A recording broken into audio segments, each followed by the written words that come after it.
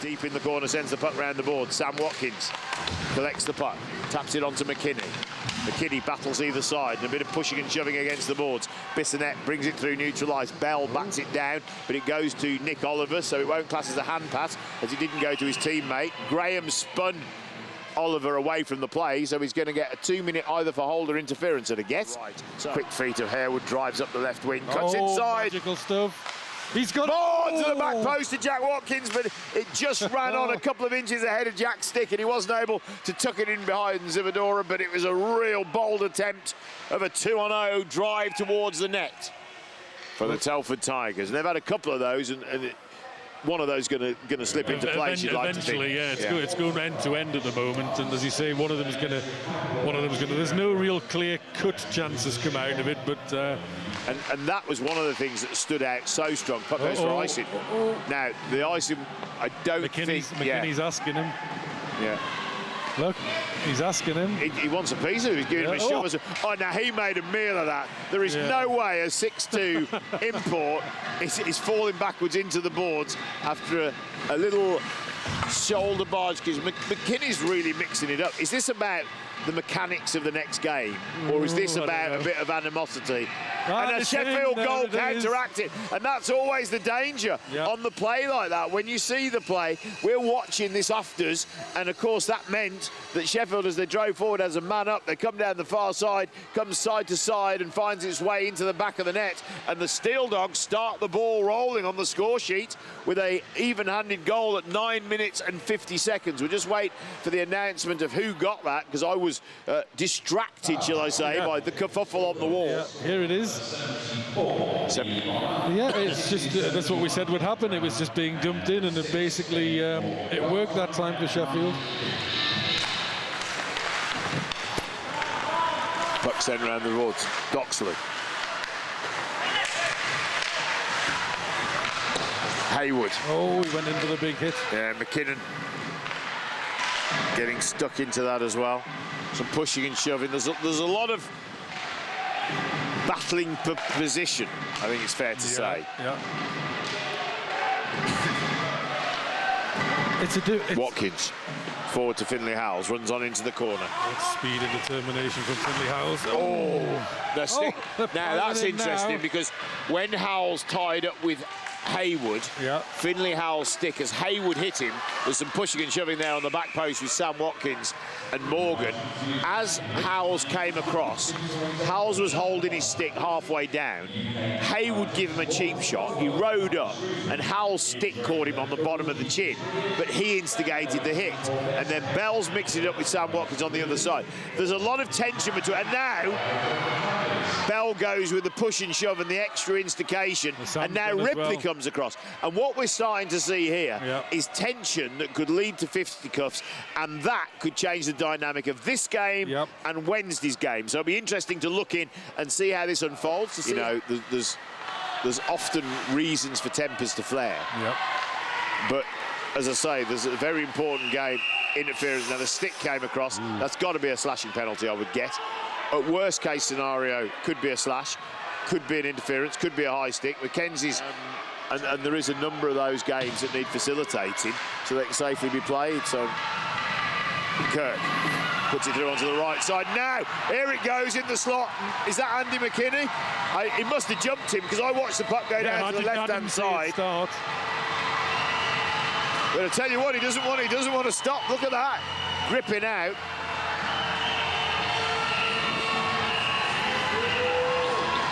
Oh, it's Joe Aston that's gone for a piece of him. And he's been ejected straight from the game. So he's gone for keeps. Yeah, he's gone. For what? What? I reckon it would be either a match penalty for fighting, probably.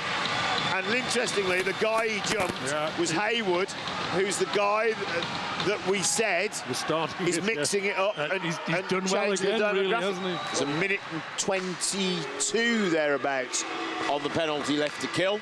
I wonder, Paul, if Andy McKinney is going to come on and be the local hero and start something with Harewood. Yeah, but he's got to make sure they don't come off with a major penalty for it, and Harewood gets away with it, because he was very cute in the way he came out of that play with Joe Aston unscathed. Yeah, absolutely. hello. 6 men on the ice. 1, 2, 3, 4, 5, 6. Now that is too many men. That is a poetic big, justice. It's a big sin for Sheffield to do that when they've got an advantage. They're on a power play. I think Tom's resting some of the players in light of the competition. What's to go? McKinney runs against Haywood, finishes the hit. Haywood almost limbos out of the way of it. McKinney got a tiny piece of it, but not enough.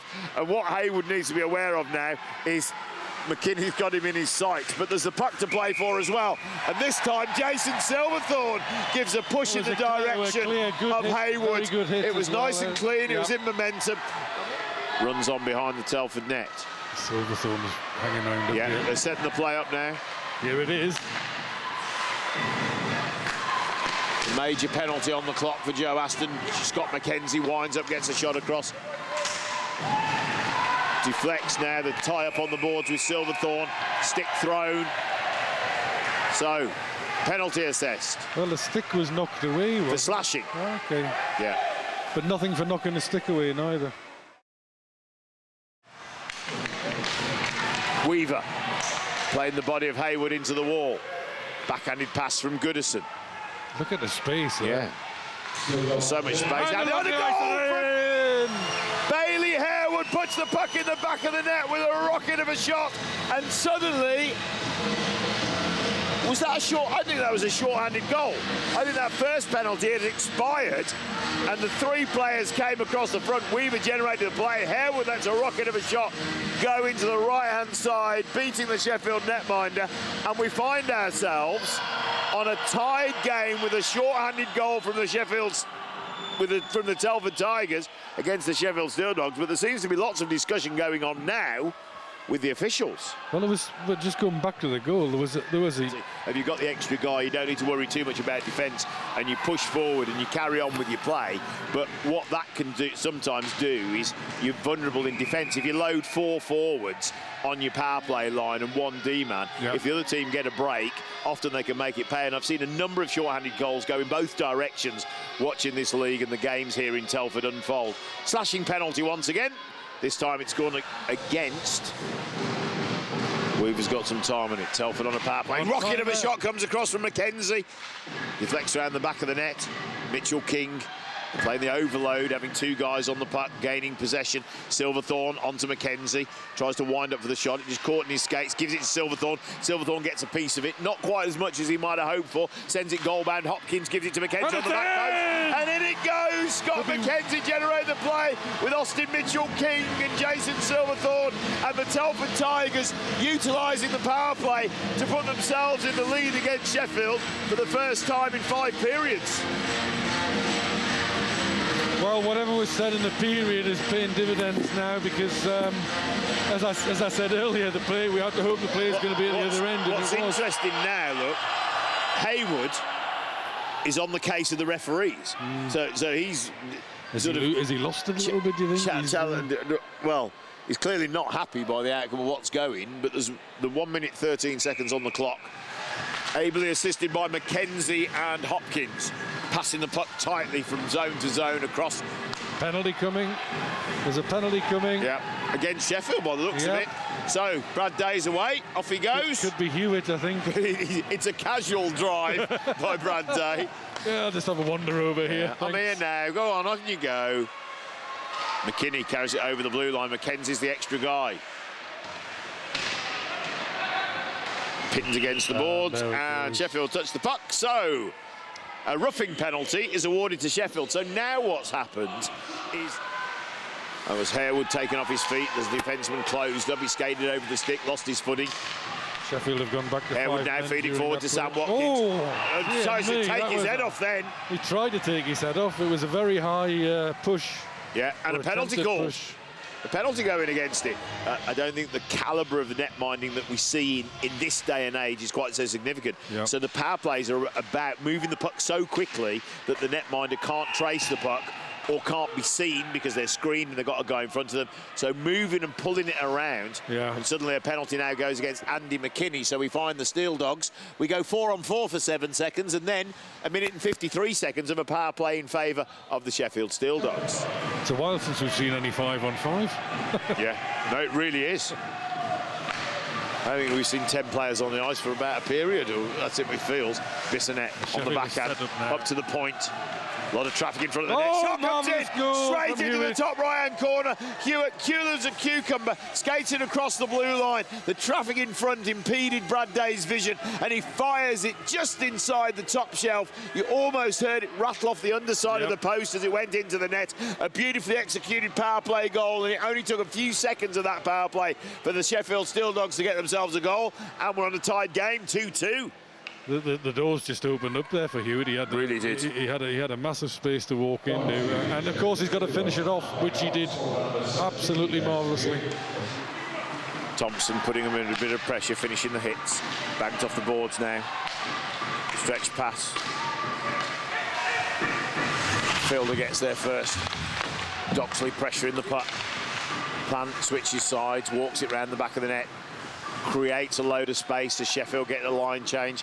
Plant drives down the right side, the furthest side for the players to get, having had a line change. Shot comes in to the right-hand side and finds the back of the net. Vladimir Luka, I think, popped it in the back of the net. The play generated by Rick Plant, pretty much coast to coast around the back of the net to the blue line.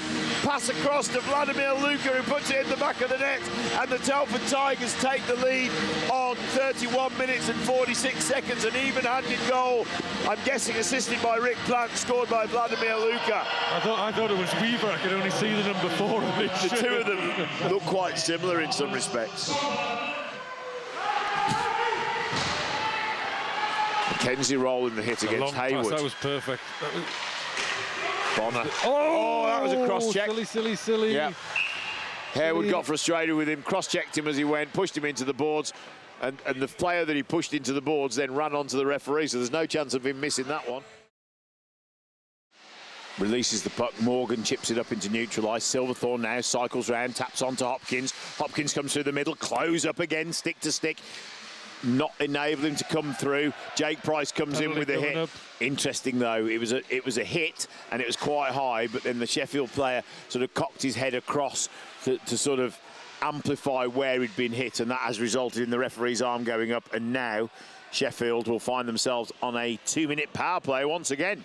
Dispossessed of the puck by Silverthorne. Nice clean pass to Hopkins. He lays it off to Finley Howells, walks in, tries to get it across to Hopkins once again. Morgan laying his stick flat across the ice to intercept the pass. Hopkins comes through the middle after the pass from Silverthorne comes across, and Thompson's clutching on to Silverthorne's stick. He uses the back of the net to give a give and go with Jack Hopkins. Calls for the puck back, has it on the hash marks, down to Hopkins, back up to Silverthorne. Lets the wrist shot go. Thompson blocks it. Shot comes in from Danny Rose, and a blocker save deflects up into the netting for an end zone play. And Thompson just sort of locks out and exchanges a few words with Silverthorne, who has a wild grin on his face as if to say, don't waste my time, He's son. not going to waste his time, with all due respect. Oh, penalty coming. Thompson gets a penalty for the cross-check. You know that cross-check push there? Yeah. I didn't notice that. And passed across the back line. Hang on. It was fairly, I think it was high towards McKinney. It was a high stick. It's been called. We're in the final 2 minutes. Or remind me to tell you what happened in the final 2 minutes of the Tigers 2 final. Okay. Kirk, wait for a stoppage in play. Shot! Comes in, Brad Day makes a save. Remind me what happened. Less than 2 minutes to go, yes. 18 seconds. Yes. Telford are winning 4-2. Yes. But if they don't win by 2 goals, they don't win the league. Right? So, Telford... Hang on. Is there a penalty? Telford player. He's kicked him out. He's kicked Hayward out. No, I didn't see what happened because we were reminiscing. We were reminiscing. Number 56 for Steeldogs, Steve Hayward, So basically, it's a chirping penalty. That was quite an eventful game, wasn't it? Yeah, it was a little edge to it. Perhaps we didn't expect. Maybe both teams with a little point to prove ahead of Wednesday. Pleased we came out with a result. I thought we played well. That's a really good, strong, solid 4-point weekend, perhaps that we didn't expect to get at 2 o'clock, 3 o'clock in the morning on Friday night. Absolutely. And when it came to the second period, some beautifully executed goals. Yeah, I thought so. Great that we can, we know we can score 3 goals in a period. So I know Wednesday's going to be a tough night, and they're good defensively, but we know we can score in a bunch like that. So we just got to make sure we believe in what we do. And the goals we scored tonight were good. I thought our power play looked pretty clean, pretty solid. Penalty kill wise, I thought we were good. A little bit unlucky for the one goal we gave up on the PK, which deflected, I think, off Sam's stick off the rush. But all in all, I'm really pleased with our performance, our attitude, our commitment when essentially there's not a lot to play for us. And I'm sure the room will be very hungry when there's a trophy on the line come Wednesday night, albeit with some goals to make up. Absolutely, that's a really positive, confident dressing room right now. Everybody's got a lot of belief. Everybody's sticking up for one another. Everybody's committed and willing to battle for each other, and I think that's the key to our success this season. And we look forward to the game on Wednesday. Thanks, Tom. Thank you, guys.